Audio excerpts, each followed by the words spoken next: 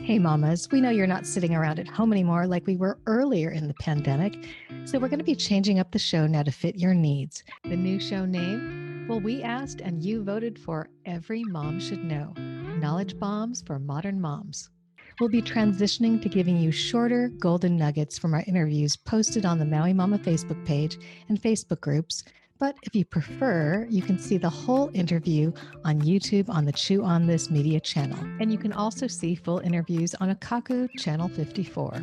We'll keep you posted on these changes as we adapt to this post-CoronaMama phase. Every mom should know. Knowledge bombs for modern moms. And hey mamas, did you know about this great new outdoor farm stand and kitchen that recently opened up in Kula? What I love about it is that it's perfect for food to go or a quick bite, especially with young kids, and great during these COVID times with outdoor benches where you can eat breakfast or lunch. The produce is all locally grown right there on the biodynamic farm, and you'll also find other locally grown organic items. The Maui Bees farm stand sells locally made yummy treats, home bottled fermented foods, handmade goods, even locally baked organic sourdough bread. Yum. And of course, their own Maui Bees honey. Now, full disclosure, I have been a customer of Maui Bees for years when they offered a pick your own produce program, and the owners, Mark and Leah Damon and their son Aaron, are salt of the earth kind of people who kindly decided to support the CoronaMama show. Thanks so much, dear friends. Here's a sample of the menu that changes daily, and next week we'll introduce you to their fermented foods and its microbiome goodness. Be sure to let them know that you heard about Maui Bees from the CoronaMama show to get your 10% discount. Previously on Reinventing Education with Shawn Marks. If you know where that is. If I was a dictator, I would also include the opinions of a lot of different people, and none of those people would be adults.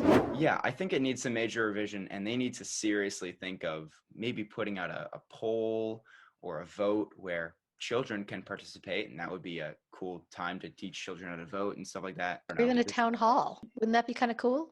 It would be super cool. I would totally participate in that. If they actually get those numbers and the data that millions and millions of people want to change, they'll probably be more incentivized to do it. And now for our main segment with high school student Shawn Marks on the pandemic and how online school could change education for the better.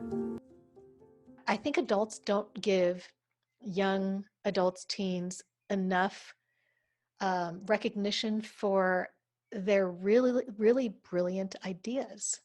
And innovation happens only when you're not in the box, when you can get out of the box and you can actually be on the ground with your ear to the ground, like what's actually happening, rather than what had been happening and what was. That would be amazing. And any one of you out there who could make that happen, it's totally possible. The problem is that, first of all, America as a system, just like the education system, is very broken, and no one gets equal opportunities. There are definitely people who are put at the bottom, and a lot of those people might have just as brilliant ideas as, a person who is Bill Gates's daughter. It's like the mind is capable of doing anything it wants, and it doesn't matter where you're from or how much money you have, or if you have two parents or one or zero, you can still have the capability to come up with something amazing.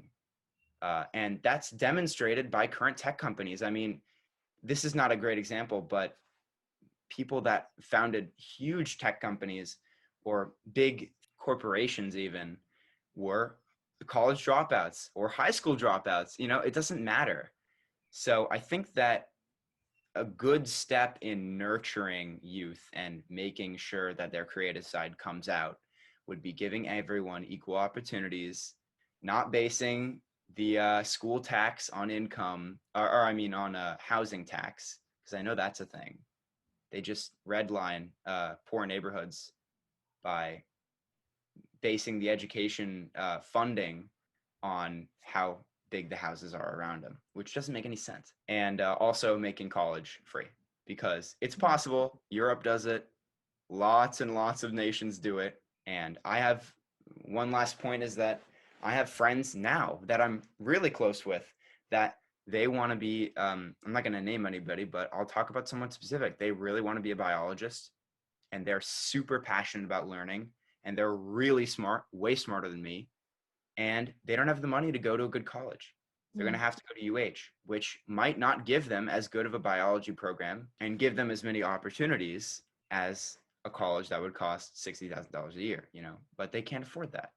So they're going to have to settle for the lower one, which doesn't make any sense, because they're probably smarter than half the people that go to those really expensive colleges. There was also something you said about those people who dropped out, and they're brilliant company owners, entrepreneurs. And the reason that they dropped out, which I've listened to a lot of podcasts of those very successful people who have dropped out, and they say that it's because their ideas didn't fit, or their personalities of a student didn't fit. But that didn't mean they didn't have brilliance. Yeah. And so the way that college or school has been set up doesn't work for everyone, and it only churns out a certain kind of people who fit into that line. And so of course there's going to be dropouts. Those people have to figure it out on their own, which maybe is good in some ways, but if they were supported in a different system, that I can imagine that this world would be, there'd be more. Exactly. The system kills creativity, and it sucks because it's not an accurate representation of anything. Like I got not a great SAT score, but I have all A's. It doesn't mean anything. And I think that, first of all, standardized testing should be completely eliminated. It should be optional. It shouldn't be required anywhere. I think that was a really great change that they made this year to college applications. And the other point I wanted to make is that it's not an accurate representation because specific evidence, like Albert Einstein failed his high school math classes. He just didn't care, and he didn't want to do the work because it wasn't interesting. Right. And he ended up being one of the most talented and brilliant mathematicians alive. It doesn't represent anything. So I'd say that, and it's also really depressing, when you get back a test score or something like that you worked really, really hard for, and it's not as good as you want it to be. It's really just kills your motivation. It sounds like making the learning meaningful, like to be able to put it in perspective where the student sees why, like how it fits, what difference it's going to make. That would be motivating, I think, rather than trying for a test score. If we could theoretically, if teachers could theoretically make every single student genuinely care about the subject that we were teaching, every single person would be brilliant in their own way. Because if you're interested in a subject, like me, I have this insatiable, if that's a good word, drive to complete something that I'm passionate about. If I, am gonna get my drums in a box, I'm not gonna stop setting it up until it's done. I really, really want to set up that drum set. Likewise, if I'm writing a paper about space or rockets or something like that, I could write a 10-page paper in a day without even blinking. And I think that's a lot of people. But if you're trying to churn out words that don't mean anything to you and write about something that you're not interested in, nothing is going to get done. And I think that's where a lot of the procrastination stems from in youth these days. I hear you saying it's like the forcing.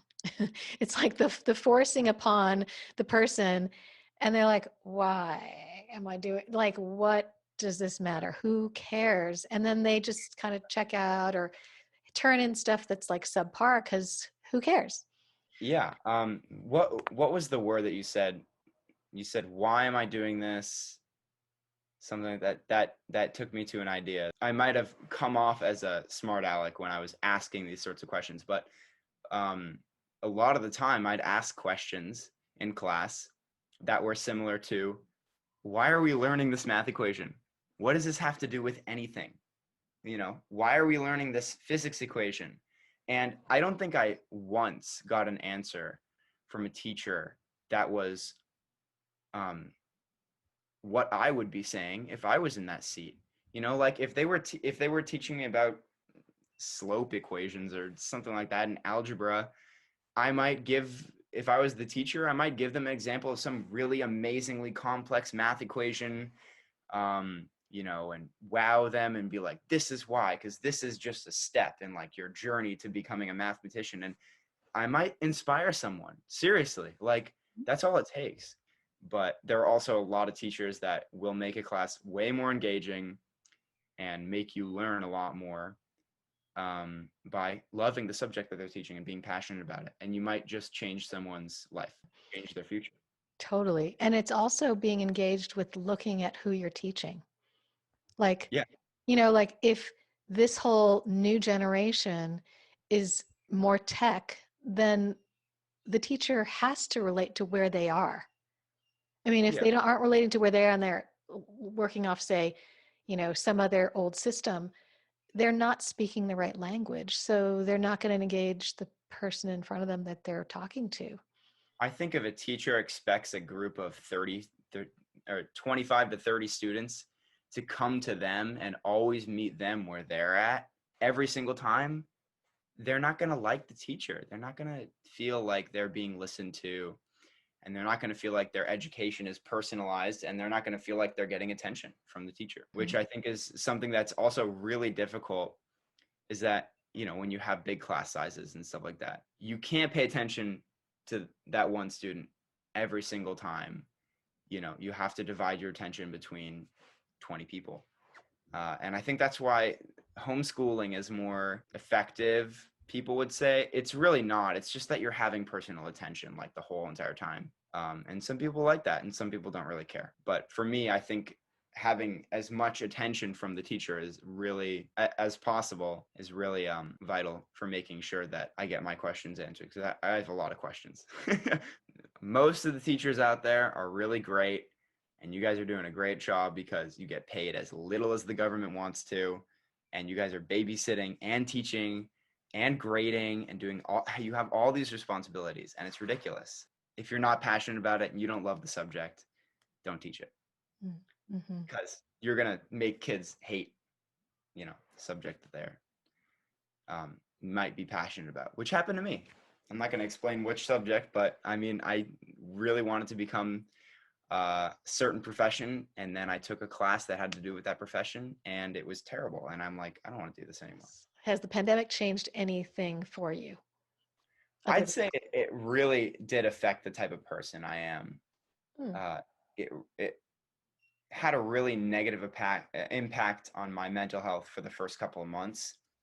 And then once I found, that I needed to find things to do, and I needed to find ways to entertain myself and be productive instead of playing video games or, watching YouTube videos or sitting on the couch and twiddling my thumbs.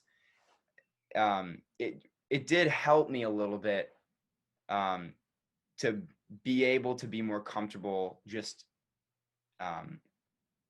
hanging out with myself and being alone. But at the same time, I wouldn't wish this upon anybody. If there was a universe or a dimension that I could travel to that didn't have this, I would go to it immediately. I mean, it's just not a good experience overall. But I think if I had to choose a positive, it'd be, I was able to learn how to handle to be alone, and found a little bit more things to do and maybe found some new interests. I didn't, but I know that a lot of people, got into knitting or, whatever it is that they kept themselves occupied with. So. I know you have to go, but if you could just answer this one last thing, if you could help those kids who haven't figured out how to occupy themselves, or what could you tell them that you've done, or the strategy to find their way out of that lonely place or boredom? Yeah. I mean, I'd say, look at what your friends are doing. If your friends are doing a sport, try the sport.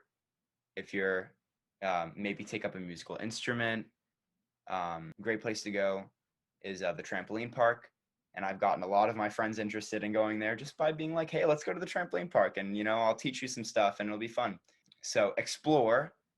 And if you don't put in effort to finding new hobbies, you won't find new hobbies. And I think putting in the effort's the really hard part, and getting motivated to want to find different things to do is hard. One more thing is that I literally just wrote a college essay on this last night. It's really important to do your hobbies or your activities the way that you want to do them. Because even if it's incorrect, like for example, I play lefty on a righty drum set, on a drum set that's meant for righties. But I'm a righty. I write with my right hand. So it's very confusing, and that's opened up a ton of problems, and I've had to fix them. It's been annoying. But it also gives me a unique sound and a unique drum setup that nobody else in the world has. It's just me. It's unique to me, and I think that's awesome. And if you're going to do something on your own, no matter if it's incorrect or correct, as I said in my college essay, it's going to be your path that you're walking down. And it doesn't matter how long the path is or how straight the path is. If it's your path, you're going to enjoy every twist and turn. And you're going to run instead of walk on the path. That's what I said. Awesome. Thank you. I know you got to go. You got class. So thank you so much. Of course. Yeah. This is very fun. I like giving my opinion. So. Perfect. Well, if you ever have anything you want to say again, let me know. Awesome. All right. All right. Keep in touch. The two vaccines that are currently approved. So we have the Moderna vaccine and then the Pfizer, right? And they're called mRNA vaccines. And I'll explain what that is and how they work. But first, to address safety.